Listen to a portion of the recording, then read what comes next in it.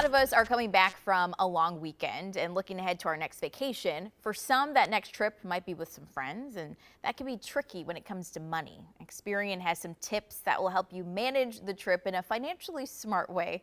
So today we're talking with Rod Griffin, Senior Director of Consumer Education and Advocacy. He'll walk us through it. Hey, Rod. Hey, good morning. All right, so a lot of folks traveling for the summer. There's that travel itch. What's some of the new data you found when it comes to traveling with friends?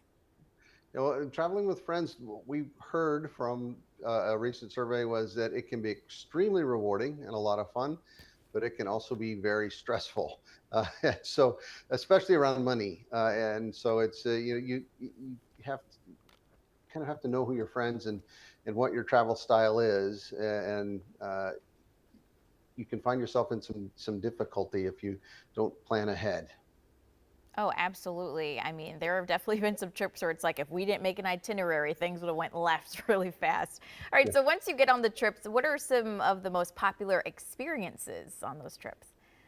Yeah, and I think that's kind of the key. People today are traveling for the experiences that they may have, whether they're outdoor experiences, cultural experiences, or even potentially, some of the more local things in your area. Maybe it's a road trip that's short. You don't necessarily have to have, multi-week travel overseas, to exotic places to have a great trip.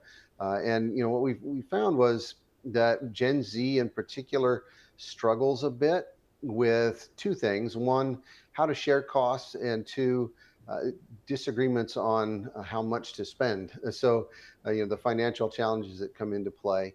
And we also found that one in five people who traveled with friends in Gen Z and millennials in particular actually ended friendships because of disagreements around money while they were traveling. So you want to make sure you're planning ahead and make those experiences that you have affordable to everyone when you take them, and that's going to be really key.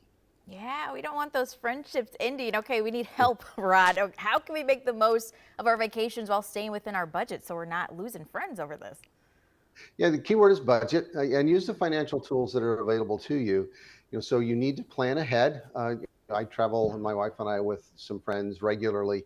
I say regularly, once every year or two, and we actually plan for a full year often in advance. We sit down with each other, and I think that's really critical if you're going to travel with your friends. Sit down with each other, lay out what your travel expectations are. You need to know if your friends might be, hostel kind of travel, in low cost and adventurous.